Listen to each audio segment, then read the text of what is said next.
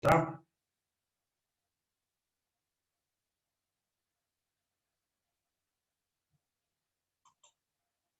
Bom, vamos ao Google Classroom. A gente tem, então, né, um PDF aqui de função afim, foi o conteúdo que a gente viu na última aula, né? Então, a gente iniciou aqui pela definição.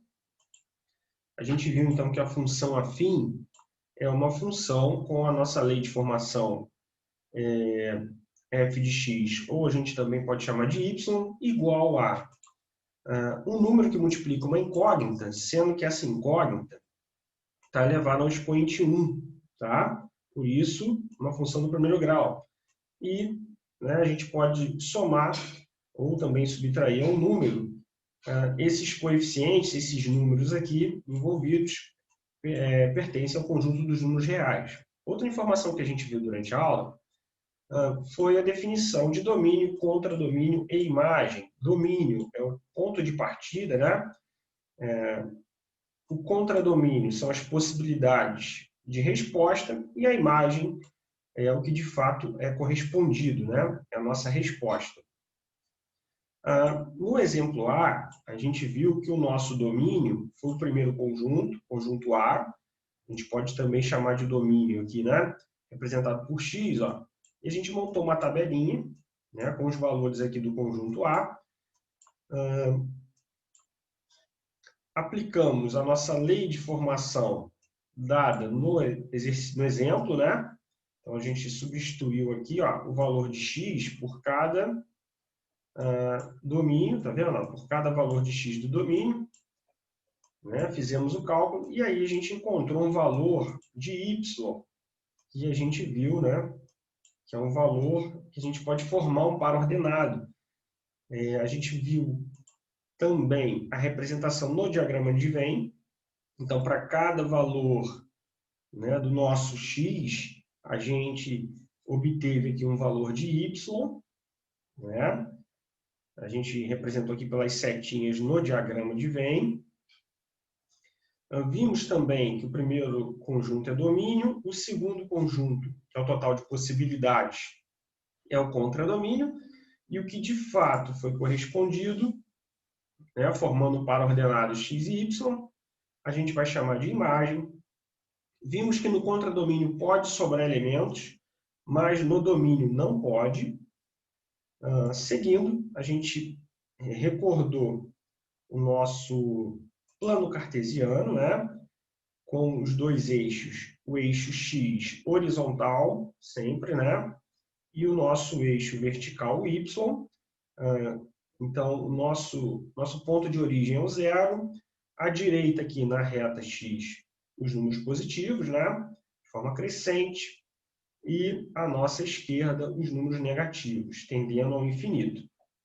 Mesma coisa no y, para cima, os positivos e para baixo os negativos. O y lembra muito um termômetro, né? Continuando, a gente ligou os pares ordenados do exemplo, né? Ó, menos 2 ligado com menos 5, menos 1 ligando aqui com o menos 2, a gente fez uma bolinha no vértice, 0 e 1, a gente sempre marca a bolinha no número, diferente de 0, né? A gente só vai marcar no 0 quando for 0 e 0. Caso ao contrário, a gente vai marcar no número, né? Então, nesse caso aqui, no 1. 0 e 1, a gente vai marcar no 1. Continuando, 1 a gente conectou com 4 e 2 no x conectado, então, a o 7 no y. Fizemos os pontinhos no vértice e depois a gente montou a nossa reta, né? E aí a gente parou aqui. Algumas características dessa reta é que ela é uma reta linear, né? Esse desenho do gráfico da função afim, ele não pode sofrer curvas, tá? Não pode ter curvatura aqui. Você vem e, de repente, o cálculo leva a gente a descer e depois subir novamente. Opa, não. Se é uma função afim, não pode ocorrer isso, tá bom? Tem que ser uma reta, né? E essa reta tem uma característica de ser linear. O que significa isso, né? Continuando agora a explicação. É que a nossa diferença dos valores aqui de y, ó, tá vendo? Essa diferença tem que ser uma diferença linear, tem que ser a mesma. Ó, 7 menos 4, a diferença vai ser 3. 4 menos 1, a diferença é 3 também. Tá? Observa só.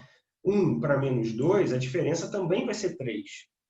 E menos 2 para menos 5, a diferença também é 3. Ou seja, né, a diferença do y aqui, ó, que a gente vai obter, vai ser sempre uma diferença igual para todos os números, tá? Isso é uma característica da função afim. Em todos os exercícios, exemplos que a gente for observar e analisar, sempre vai haver uma diferença. Professor, vai ser sempre 3? Não. Aí cada lei de formação, né, vai gerar aqui um cálculo, né, e vai gerar uma diferença diferente. Mas sempre há essa ideia de linear, tá? Bom, continuando, o que a gente pode analisar em relação ao gráfico, né? Bom, a gente tem aqui um primeiro caso, ó, A maior do que zero. Bom, o que significa isso? A gente sabe, então, na nossa lei de formação, observa aqui, ó, y igual a 3x mais 1.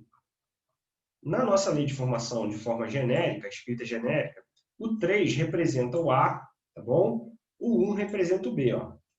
Acompanha aqui comigo, ó. O 3 representa o coeficiente A e o B representa o coeficiente, perdão, o 1 representa o coeficiente B, né?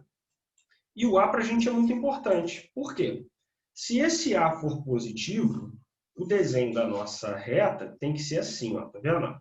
Começando aqui, ó, vamos começar a leitura da esquerda para a direita, né? Nesse padrão aqui, ó, segue o cursor, tá vendo? Da esquerda para a direita. Então, observe que da esquerda para a direita, a reta está subindo, ó, tá bom? Porque o nosso coeficiente A é positivo, ou seja, A é maior do que zero, tá bom? E a gente vai classificar esse tipo de desenho da reta como, né, uma função crescente, tá? É legal que essa reta aqui, ó, que a gente traçou, né, lá no nosso plano cartesiano, ela é uma reta que tende ao infinito, tá bom? Ela não tem fim, né? Para qualquer valor que você colocar no x, vai ter uma correspondência no y, e aí você vai ter posições diferentes aqui para fazer o desenho. Isso torna, então, essa reta infinita. Então, sempre que o nosso coeficiente A for positivo, a gente vai chamar, então, essa reta de crescente. Bom, quando ele for negativo, olha o exemplo aqui, ó, um A menor do que zero, né? Olha o que vai aparecer aqui, ó, y igual, isso aqui é um exemplo, tá? Y igual a menos x mais 2. Aqui, ó, quem é o nosso coeficiente A? Quando não tem nenhum número escrito, significa que é 1, tá bom? Então, aqui, na verdade, vai ser um negativo, vai ser menos 1, que multiplica x mais 2. Então, nesse caso, o coeficiente A, que é menos 1, ele é negativo, tá? Faz com que o desenho, ó, comece de cima para baixo, tá vendo? Então, o primeiro par ordenado que a gente for montar, ele já vai, ele vai para um y positivo, né? E a nossa leitura da esquerda para a direita, a gente vai observar que o gráfico vai cada vez, né, descendo mais, tá bom? Tendendo ao infinito. E a gente vai classificar, então, essa reta, né, como uma função decrescente, tá? Então, função decrescente, o nosso A negativo. E tem uma outra possibilidade aqui interessante, é quando A é igual a zero. Na nossa lei de formação, não aparece o A. Aqui, um exemplo seria, eu coloquei o valor, acabou não aparecendo aqui no PDF, o valor da função, né? O exemplo aqui seria y igual a menos 3, tá? Y igual a menos 3 aqui, a gente não tem um número que multiplica x. A gente só tem y igual a menos 3. Aí você vai marcar um pontinho no menos 3, né? E a gente vai criar, então, uma reta paralela ao eixo x, tá bom? Então, essa reta paralela ao eixo x é quando a gente não tem o A na nossa continha, né? O que eu estou querendo dizer é o seguinte, ó, é quando esse A aqui, ó, A vezes x, não aparece.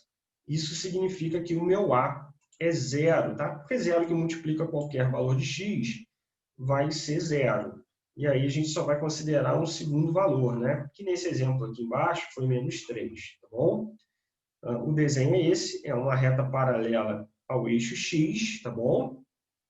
E a gente vai classificá-la, né, como uma função constante. Então, a gente tem essas três possibilidades de desenho do gráfico, tá? A gente tem a crescente, quando A é positivo, né? Ó, sempre de baixo para cima. Foi o exemplo que a gente fez anterior, né? Nós temos o decrescente, começando aqui o desenho de cima para baixo. Para a gente buscar os valores dos pares ordenados, a gente tem que montar a tabelinha, né? Aqui eu já simplifiquei, já coloquei direto o gráfico. E quando a gente não tem o A, nesse caso aqui é y igual a menos 3, a gente tem, então, uma reta constante, ó, ela é paralela ao eixo x, tá bom? Função constante. Finalizamos assim, então, o nosso conteúdo aqui de função afim. Agora eu vou tirar dúvidas, né?